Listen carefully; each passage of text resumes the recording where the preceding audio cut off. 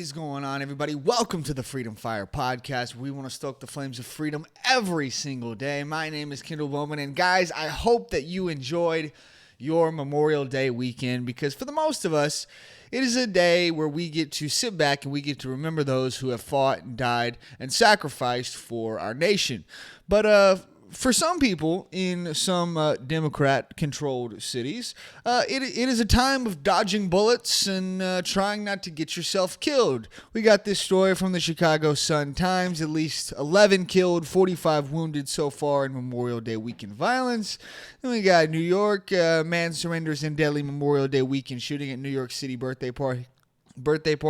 There was, of course, another stabbing that happened in New York City. It's a cesspool, guys. It's a cesspool. And a lot of the times, really every single year, we have to have this conversation about funding these governments, funding this garbage. And, of course, the ultimate garbage is the federal government. Yes, ladies and gentlemen, it is time once again to have the conversation about the debt ceiling, because, of course, we can't seem to get this garbage under control. From Reuters, U.S. debt ceiling deal to face its first test in Congress. Washington, May 30th, a bipartisan deal to raise the $31.4 trillion U.S. debt ceiling.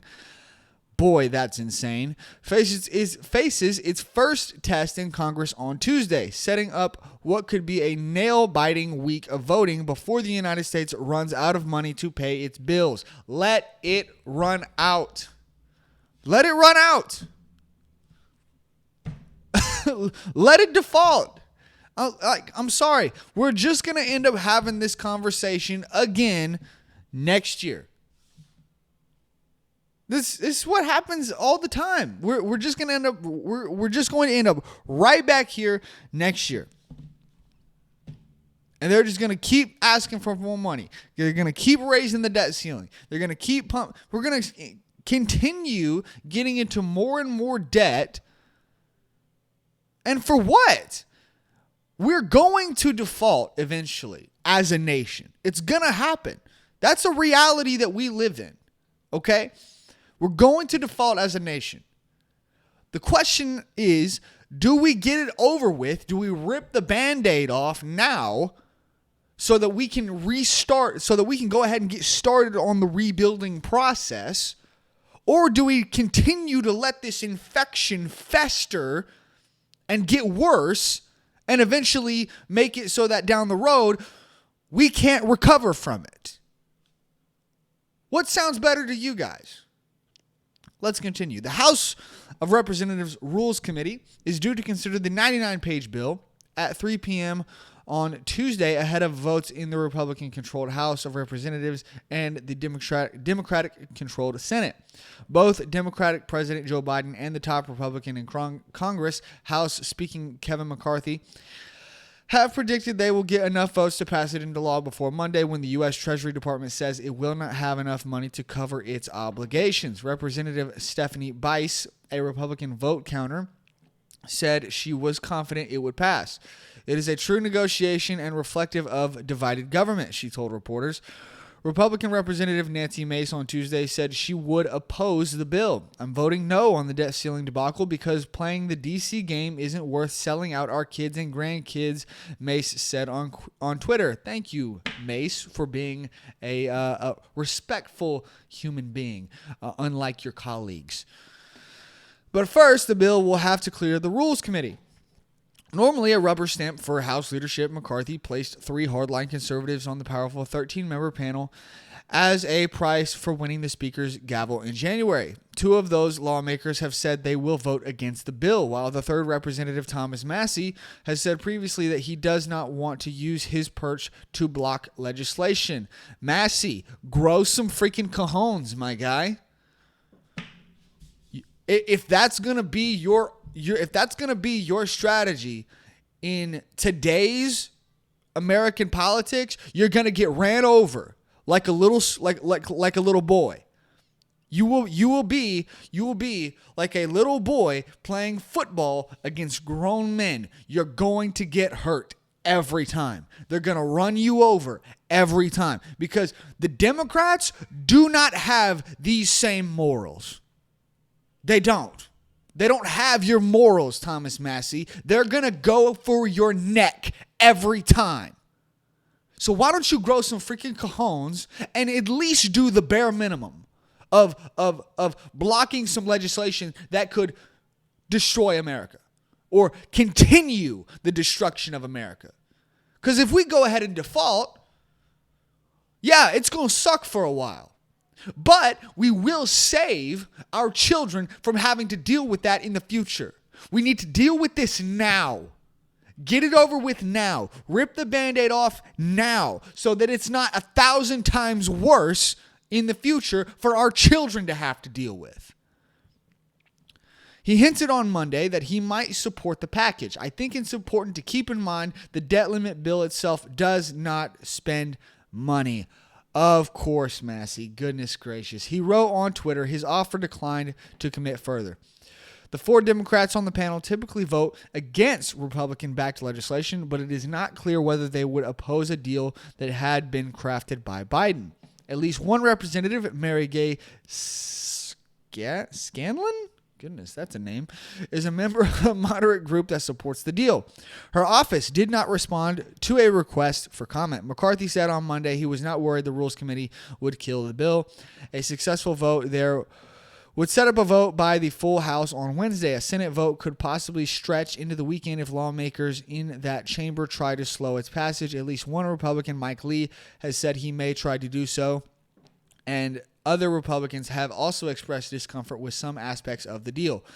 The bill would suspend the U.S. debt limit through January 1st, 2025, allowing Biden and lawmakers to set aside the politically risky issue until after the November 2024 presidential election. Of course.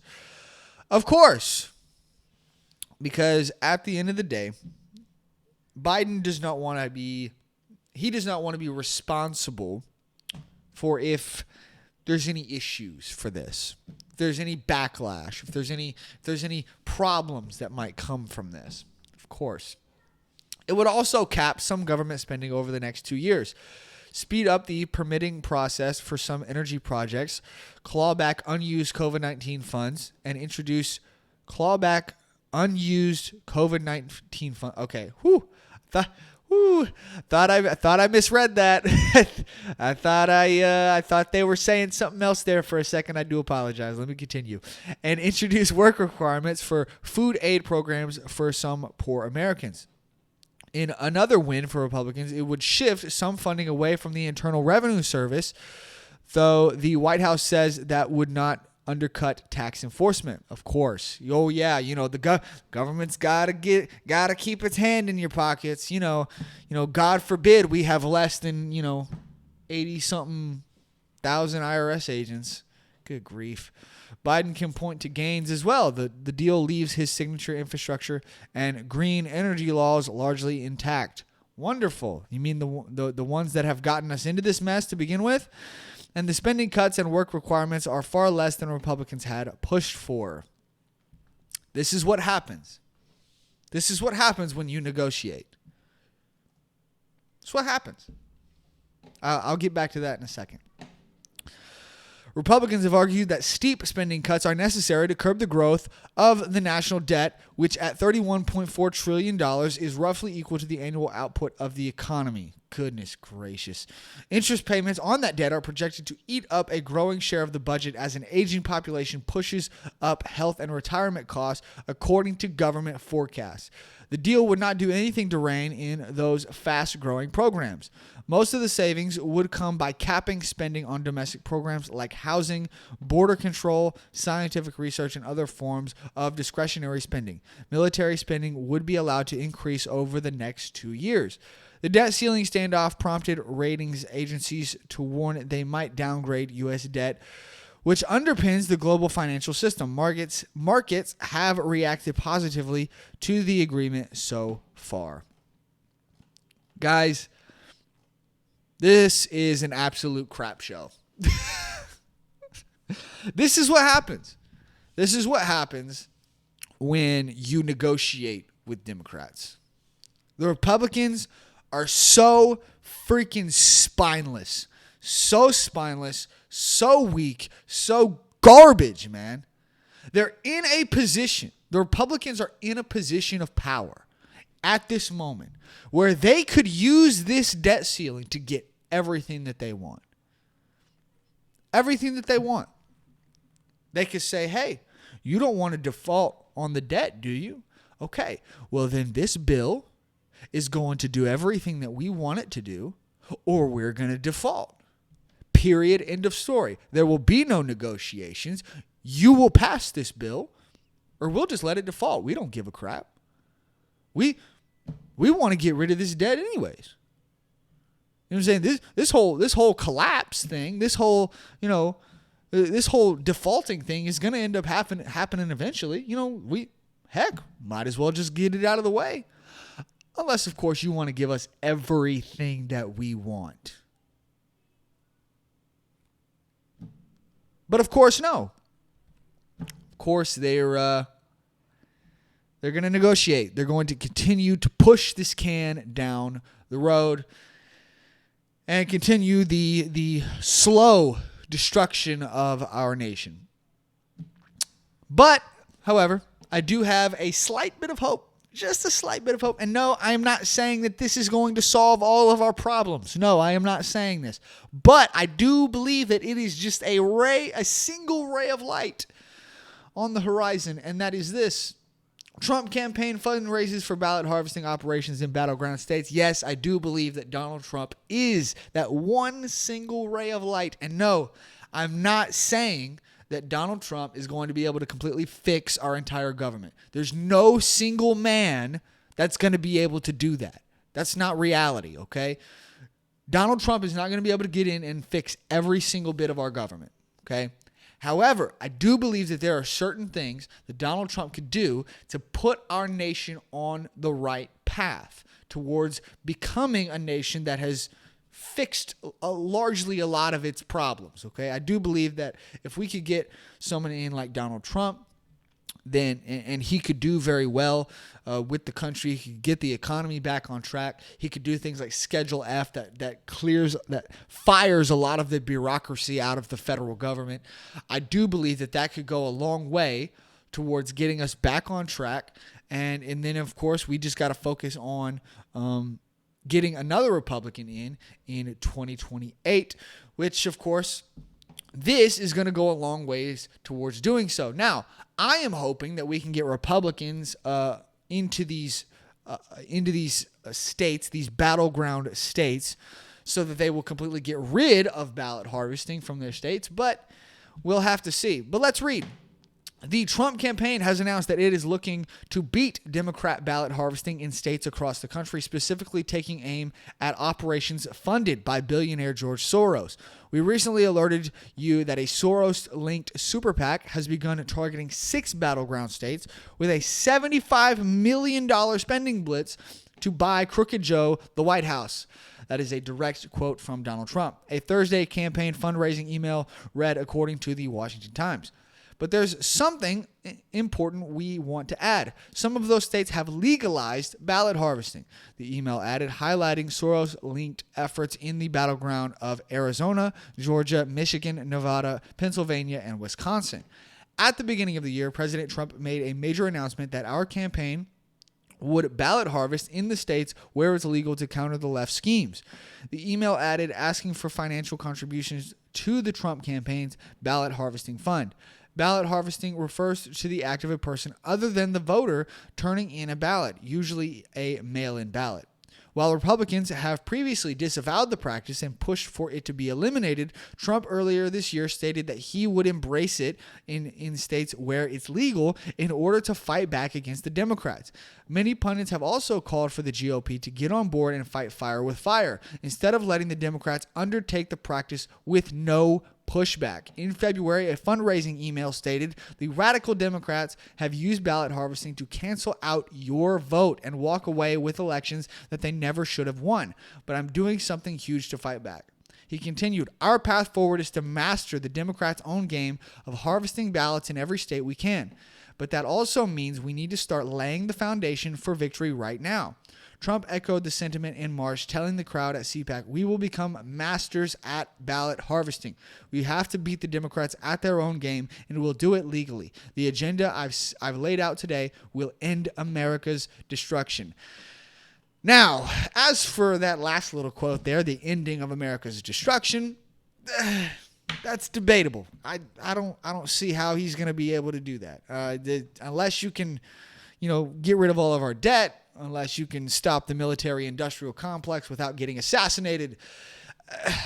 I don't know, man. I don't know. I don't see how it's going to happen. But maybe. Sure. Well, I guess anything's possible. Guys, this is huge. This is huge. I just talked about how the rest of the Republican Party was spineless. They got no cojones. They're just weak. They're just incredibly weak, man. I mean, like I said, they were in a position of power to do what needed to be done to get what they wanted, and we're gonna negotiate. No, screw negotiations. The Democrats don't negotiate. The Democrats either get what they want or they do everything that they can to destroy you. When are you guys going to start doing that? When are you going to get your spine? When's it going to happen? When are you going to get a backbone, Republicans? When are you going to get tired of getting walked all over? Pansies, the lot of you. You're all a bunch of pixies, bro. Like, grow up. Let me continue with the topic at hand. Ballot harvesting.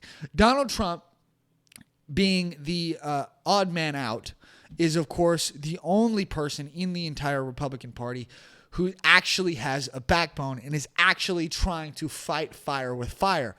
This is what we need in this country. This is exactly what we need. He's saying, look, these Democrats have been using this method for a long time to try and win these elections, okay? That's exactly how they won in 2020, and that's exactly how they kept the Republicans from getting major wins in major battleground states in 2022. That's exactly how they kept them from being able to do that. The Republicans should have won big in 2022, but ballot harvesting is what kept them out of it. Now, let me explain to you a little bit about what ballot harvesting is. Now, of course, you've got mail-in votes where they will, mail them in, of course. But you've also got people who will go around and they will, let's say you've got a Democrat who goes to an apartment building, okay? They'll go up to a door. They'll knock on the door. The guy won't answer. They'll say, "Hey, have you voted?" And they say, "What? I don't. What are you talking about? I don't vote." And it's like, "Oh, I see you've got you've got your little your mail-in ballot right there. How about you just go ahead and fill that out, and I'll take it for you. You can sign right here that I giving me permission as your caretaker to take this ballot for you to the ballot." And that's exactly what happens. And then they'll just turn around right at the next door, knock on that door, and they're able to get thousands and thousands of extra votes that way that usually would not vote. Many of these people that they're getting votes from usually would not vote in these elections. Now, I personally believe that you should show up on election day and vote that way. That way, we as a nation don't have to worry about things like fraud, things like ballot harvesting. I believe we should have paper ballots. You should have to show up on election day. I believe that election day should be a national holiday so that everybody who wants to go vote absolutely has the choice to be able to do so. I believe that election day should be one day, not an election weekend, not an election week, not an election month. Pennsylvania, Arizona, get your crap together. It should, my goodness, the entire nation of France is able to count every single one of their votes in one night. But it takes Pennsylvania and Arizona dang near a freaking month to count their votes. That's ridiculous. And then, of course, you have the lawsuits from the 2020 election. I believe there was over 60. There was 60 something lawsuits. 50 of them, over 50 of them, were thrown out without ever being heard,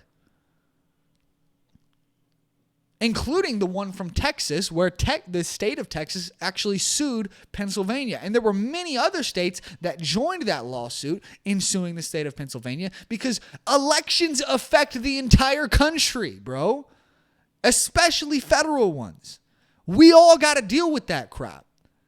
But of course, that one was just thrown out without ever being heard. And that was done by the Supreme Court. Never even heard. And it's no wonder why we have this fear in this nation about our elections not being real, about our elections being fraudulent. Now, I'm not saying that they are. YouTube, chill the frick out. I'm not saying that they are fraudulent. I believe that the much bigger issue is this ballot harvesting issue. That's why this is such a big deal, that Donald Trump is getting on the freaking bandwagon and actually fighting fire with fire, unlike what the other Republicans are willing to do. The freaking rhinos like McCarthy. Guys, can we just primary these people? Get these bums out of office that are ruining our nation. Put some Republicans in office like Matt Gaetz, like Lauren Boebert, like Marjorie Taylor Greene. Put some people in there who have some freaking backbone, who've got some freaking cojones, man, who are actually going to fight back and do what needs to be done to protect our nation. I don't know, man. I think that Donald Trump is really one of the only Republicans out there that's fighting back. Yes, there's a few Republicans in the House who are doing what needs to be done. There are some there's many Republican-led state legislatures that are helping to solve a lot of the issues on the state level. But ultimately, the big disease, the infection, is coming from the federal government. I do believe that if they can be successful with ballot harvesting, then Donald Trump has a very good chance of winning. I truly believe that. I'm going to leave it there, guys. I don't know what's going to happen. Obviously, we're going to have to wait until 2024 to see how this goes down. But, of course, the freaking debt ceiling, should be coming this week. I don't know, man. I don't know what's going to happen. Part of me is saying, part of me doesn't want us to default because it's going to suck. It's going to be very hard times if it does happen. But at the same time, I know that we need to, because I don't want my children to have to face an even worse collapse down the road, maybe one that our nation won't recover from. I don't know, guys. I'm going to leave it there. I will have another show coming for you guys, I believe tomorrow. Make sure you hit that like button, subscribe, leave a comment in the comment section, share the show with your friends, follow me on all the socials down in the description, and hit that notification bell so that you can be notified whenever we put out new videos. And I will see you guys in the next one. Bye, guys.